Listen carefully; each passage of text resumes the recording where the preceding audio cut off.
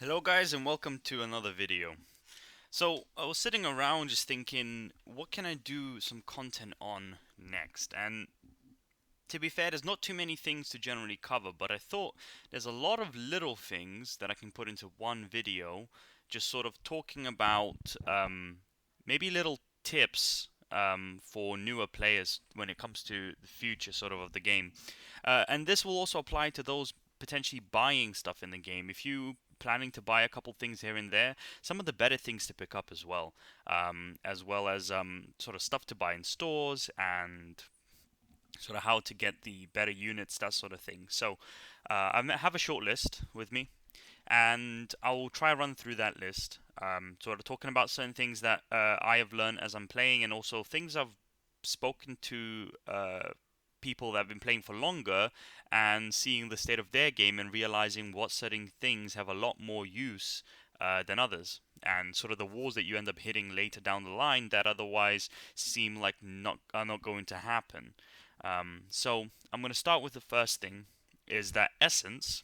So hero essence when it comes to leveling up your heroes is not as important as beads will become down the line. So I don't have any heroes that right now I can evolve. However, this currency here is what becomes much, much more important.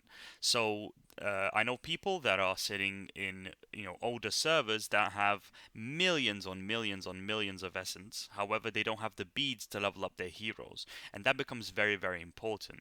So when you're beginning the game, when it comes to things that you can do to maybe help that, is you have your beads here, right, in your store. And if you have the gold, because eventually gold is not too much of a problem. I myself have some, not a crazy amount, and but later down the line, gold as well is not as useful as beads. So you'll find yourself with a lot more essence, a lot more essence and a lot more gold than you would otherwise require. So the thing I want to say is that if you're a paying player, chances are getting the essence in the shop will give you a boost short term. However, in the future, it's going to be mostly useless because the amount of gems you get and the VIP levels are not that big, but the price is quite high. So consider that as the main thing. If you're going to spend any money anywhere when it comes to later progression, so I'm talking going to level 200 and maybe 20 up to 40, around that point is when you start getting stuck. Depends on how much you've spent and how well you've managed your sort of beads from like buying in the store and so on, is where it will become a problem. So not in events, but in Vault you have the Kingdom benefit, no, the Kingdom Pass. Now this pass here will give you a lot of beads, and this will go a long way into leveling up your heroes. So it may originally look like a very bad deal, and you may want to go for the hero pass, and I did. But what I mean is that when you get to the later stages, obviously getting all these heroes is fine. However, you'll find yourself stuck on beads more than anything, and therefore I'm saying keep an eye out on that. Is sort of essence, it becomes a lot less important. You will find yourself stuck with beads. So if you start in the game and you can afford it in terms of gold, I know initially maybe a bit too expensive, but you get to a stage where you can buy that stuff, just buy it, because to be fair, not far off from when you start buying it and have more than enough gold, you will realize that beads are becoming an issue when you're potentially approaching leveling up a hero, and like for example her I broke through, but for the next hero, chances are when I get to that stage I won't have enough, straight up, and I may need to just wait like a day or two after I can break through to actually get them evolved. So keep that in mind. That's the first thing, and that's sort of the first 2 points I wanted to talk about. Essence is being not as huge, and beads are a huge wall that you will hit eventually. So, make your life easier. Take off a couple, maybe weeks even, if you start buying them a bit early. So pick up the 500, and if there's times where it's certain other store items. If you're a gem spender as well, if you're a gem spender, do buy these. It's not a bad place to put your currency. The beads here for 700 for 2000. There's also some you get in other areas of the game. If you're spending and you're sitting on 20,000 gems, know that summons are not going to be as useful as getting those beads. Now, speaking of shop and things to pick up, I wanted to say that generally I'd recommend getting the cheaper sort of fragments, because most people will tell you that's probably the best way, but just to let you know, it's probably better for you to just pick up this because you'll need fodder for all kinds. And if you get a legendary, sure, if you're really trying to get one unit and the rest you're finished with, this video probably is not going to be as useful for you because you're aware of the state of the game when you get to later stages. However, when you're beginning in the beginning, just take the stuff that's cheaper for the fragments. It's always better off doing that. Don't, like, for example, here I would pick up 3 of these before I even go for any of these, but you get more than enough if you're active to get the units that you desire. And in this shop, I'll be honest, as an extra little tip, the only 2 really worth it are Diana and Margaret. If you get any extra, get another sort of set of 8,000, you can look at some other heroes like gosh, maybe the Gisela, Darby, um, maybe Barley. Otherwise, no, not really. Just wait for these. Pick these up. It'll be a nice little boost if you have saved up currency for another time. Okay, now save your gems for your expedition. Right. So everyone will tell you that expedition is great. And expedition allows you to buy things for a discount. So I'm gonna jump into expedition here to show you what I mean. So don't spend your gems in summons. I would recommend sort of sticking away from that. I'd say wait for expeditions because eventually you reach a stage. If you're not a big spender, you're going to be running out of gems, and this comes every 6 days, and you complete it within 5 minutes, and then you can offload all your gems to buy out the store. So the mysterious merchant provides loads of good stuff. So I bought the beads here for the gold, a couple other things like the books and whatever, but the seeds are important. I don't think I have enough time to get that. However, you pick up things that are useful. So see again, beads. These things will be the main thing that's going to get you stuck. And spending your currency for an end gain of 5, 5 seeds. Otherwise, here you can spend 1,000 more than a 10 pull costs and pick yourself up 5 seeds straight up. Right, which is a lot better value, and here you get the wishes for cheaper. You get them do them in singles, so you can wait for Wishlist. Things like this will become the main way to spend your gems. Do not spend it as much as you may want to, doing the 10 summons for gems. In the beginning, you get loads of stuff and you need to get stronger, I understand, but you get to a stage where you start getting this unlocked, and even if you're sitting at 10,000 gems, just wait for this to come around, pick up the stuff for cheaper, and wait for the next 6 days and pick it up again. If you're someone who has the tree unlocked in the vault, that will give you gems as you keep progressing, and it's a huge amount each time. However, if you just save that and pick this stuff up when it comes around, so as you see, I have no gems because I blew it all on here, but it's a way better place to spend your gems than just generally doing the 10 rolls. Okay, now. Another thing, maybe you're someone who's fairly lazy when it comes to general maths. I know I was. It took me a second to realize. However, doing a 10 pull here is cheaper than doing the singles. So as you may, you can do 6 for 2,000, right? With 200 left over. That gives you one more. That's 7. Whatever. Even here, I'm not doing the maths all right. But however, as you see, 10 is cheaper. So if you're gonna do summons here, stick to the 10s. Don't do singles. In the beginning, most people think that the price of a single and a multi is the same. The odds are the same, however, the actual cost is different. So don't blow 300. If you're gonna do summons with your gems, wait till you get to 2,400 and then do it. Well, should we just do some of these summons in this middle of the video? Maybe get a first 5-star? Nope, okay. Friend summons suck. Anyway. Moving on to, that's not the longest point, not the biggest point. Now, one huge thing to do if you want to progress further in the game and sort of have an edge on some other people on your server to maybe do a little better in events is get stronger friends, right? Now, there's a mechanic in the game where you can hire units from your friends that they put up for you to do so. Now, your friends are huge, right? Your friends will be able to provide you units that you otherwise would only be able to get from your server, which means that their ones are going to be miles ahead. 30 levels is a huge deal.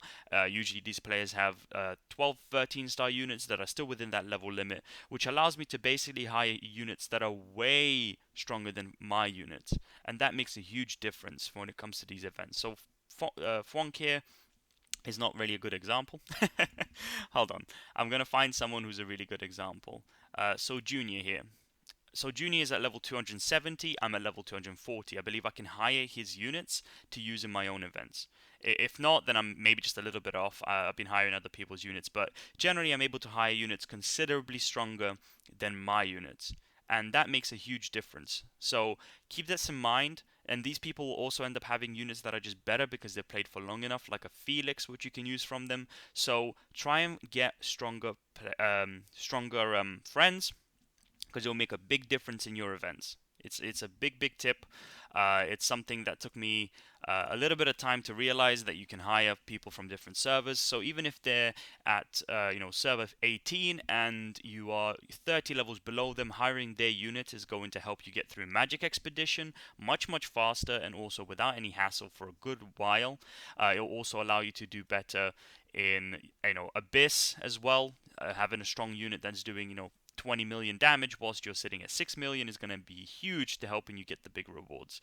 Obviously, you end up doing better than the other people in your guild, for example, but it's a single player game in most aspects. So don't be scared of trying to find people to hire, because chances are those people have friends that they the 2-3 friends that they hire from, and otherwise all they want you there for is the hearts, the currency, the friend currency summons. So chances are they'll be happy to have you in their friend list, especially if you can offer anything for the archive, because the archive only requires an 8-star, and a lot of people end up having 8 stars early. So if you can give them some units that they otherwise don't have from their friends, they'll most likely be happy to have you on their friend list, and you can borrow their units as you go. Um, Now I was going to say, don't waste rune rerolls. That's the next thing to talk about. So initially I ended up re-rolling some runes, making some mistakes as well. So blue, for example, cannot become certain runes that you may think they might be able to. So, for example, the energy runes like Deceit, they are purples, and therefore wait till you have the purple before you do any rerolls. Don't be silly and start rerolling things that you shouldn't do. So, for example, blowing 800 means a lot. As you see, I have 175. I don't typically pick it up from events, however, you won't be able to do too many. So, some of these runes I have on heroes are not as good as they could be, but you just take what you can get for now, and later down the line you'll be able to get the better stuff. So keep that in mind. Do not waste your rolls here. Wait till later, see what you get, and when when you get to a stage where you can re-roll, you know what you require, and you're slowly progressing and you're getting 2 runes that you need per month or something, that's a time where you know what you're doing. But for now, just take what you have. If you have a charge rune, that's usually great on anyone that does damage. If you have anything, let me see some good rune choices for just general use. This great toughness would be working fine on your tank, even if it's green when you're starting. You don't need to try and find the best ones. Don't re-roll if you don't have to. You'll get the stuff you need as you go. So like I said, charge is great. Dispel works fine for any of your priests. If you're going to get a legendary guaranteed from your events, whatever that is, unless it's something that's utterly garbage, usually just keep for now. It's too expensive to reroll, and chances are you're very unlikely to get something that much better. So just take your time and leave runes till the time when you know when things, when you know what you're doing 100%, especially if you're a new player.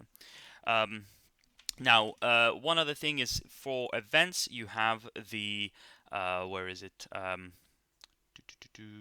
This one, store. These medals stay. So even when whatever you finish on, whatever medals you reach, they stay, and you can wait for the next one. This means this is a great source of trying to get yourself some light and shadow units. If you're not a big spender, chances are, I'd say you can even go for the 60s. As long as there's strong units, you should be fine. So if you're gonna go for I wouldn't say Lionel, because you get plenty of Lionels from VIP and stuff, but if you're looking, for example, for a Telvir, he's a good unit to pick up from here. I would say, yeah, just grab him from here if you don't looking for the LS. However, this store stays, right? This store stays, so do not waste it. If there's a unit you're thinking, I don't know if I want him, just wait, because it'll come back and you'll pick it up again, and it'll always be there. Not even come back, it'll always be there, so you can pick up units whenever you need to. If you're need 4 of a unit and you can only pick up 1, don't even think about it. Just leave it for now. Wait until you see how your RNG is, because the last thing you want to do is quickly get those 4, power them up, and then get 1 more copy, and you're sort of stuck waiting again.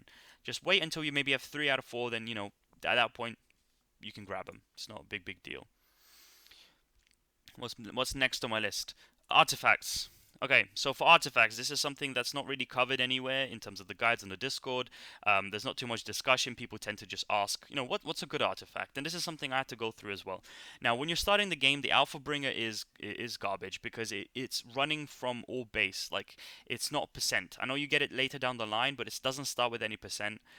So what you're looking to do is sort of ignore this one until you can get the Stormbreaker, which is a pretty good one, has attack speed, armor leech, whatever. But chances are you're not going to get to these later stages anyway. But the Stormbreaker works well for the time being until you manage to get yourself to the Thunder Destroyer, which is a really good artifact. I would say it's probably the best one. There's a few other good ones, but this one is the one that most would recommend. It has crit rate, which helps your attack damage carries.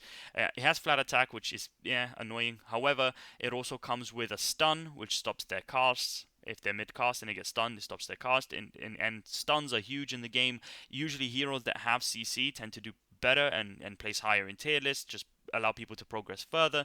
And therefore, this having a huge stun that goes to 30%, and then finally 45, which is basically near 50, and does extra 10% damage to stun targets. All that stuff is good, and it has crit rate, which is amazing too. It's overall just a really good artifact. So I thought I'd throw in a quick artifact line, what to focus on. So I'd say just go with the Stormbreaker, wait till the hammer, and then you're good. Alright, let's see what's next.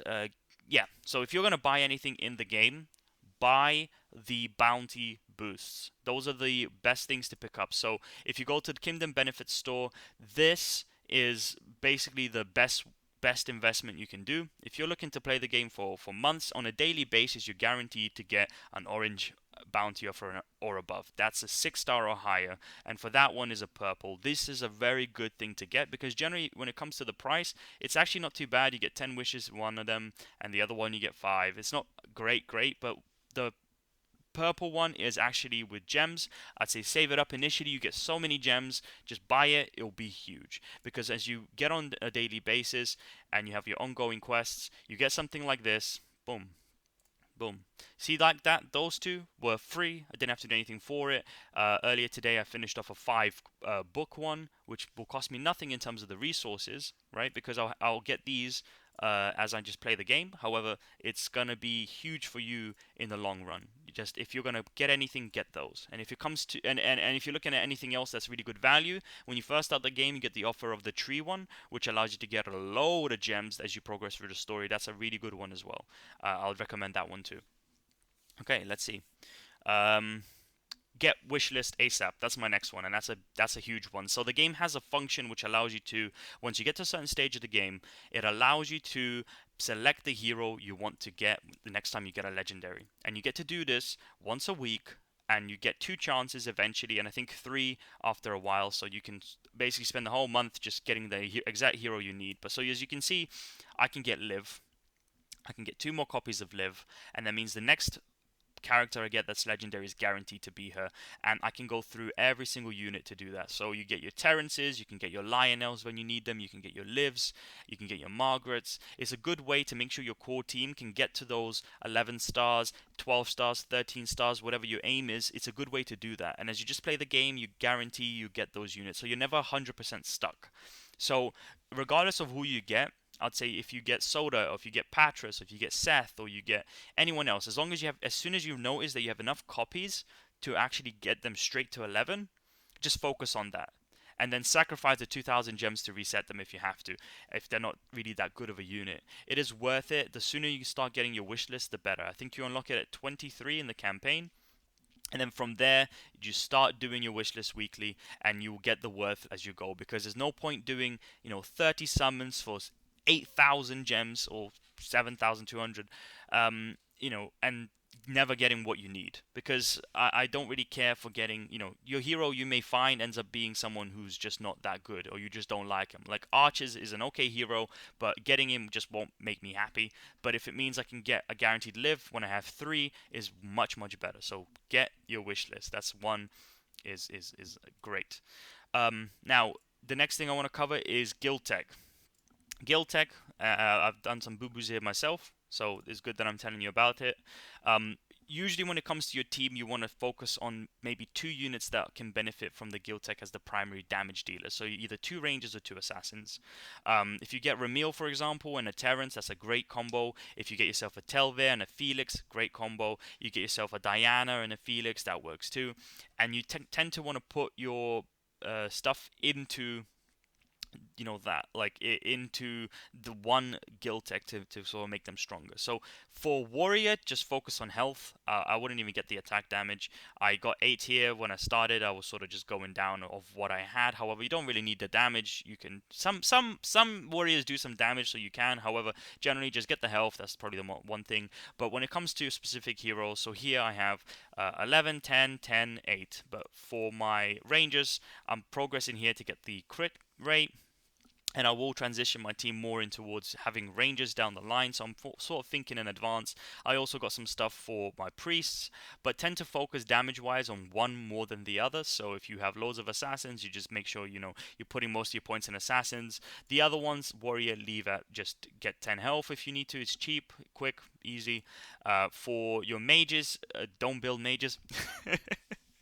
It's going to be a topic that comes up consistently. However, mages do fall off late game. So if you're going to focus on mages, be aware that you're going to suffer down the line. So probably don't put too much into mages.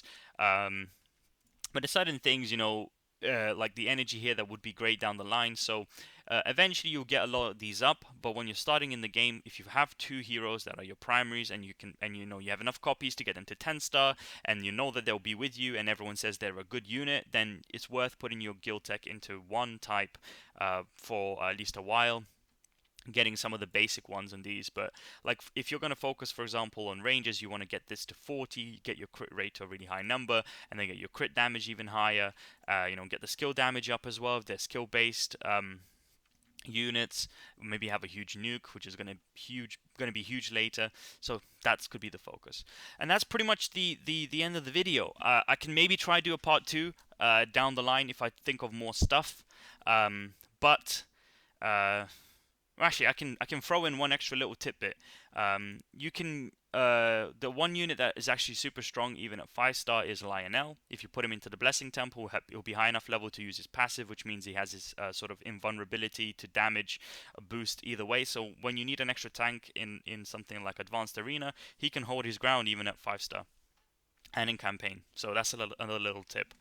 Alright, well, I'm going to leave it there. Hope you enjoyed. I don't know how long that was, but that covers some of the little tips I can give to new players, and those sort of in that mid-game section, which is pretty much where I am too. But you learn these things as you speak to people. You realize that, like I said, Essence isn't as important. Beads are a huge wall. You take the cheaper fragments in the shop. Same gems for Expedition. Do not single pull 300s. Get strong friends in real life and in game. Will like strong will, not just strong friends to lift stuff. Don't waste your rune rerolls. Medals stay, so that's a good way of getting your light and shadow units. Wait for the hammer in artifacts. Get bounty boosts first in the shop. Get wishlist as soon as you can, and stay focused in your guild tech. That runs through it. Hope you enjoyed it. I'm thinking this, if you're new to the game, this will help. I think this will be a huge boost. However, I'm gonna have to end it here. Take care. Thanks for your time. Bye bye.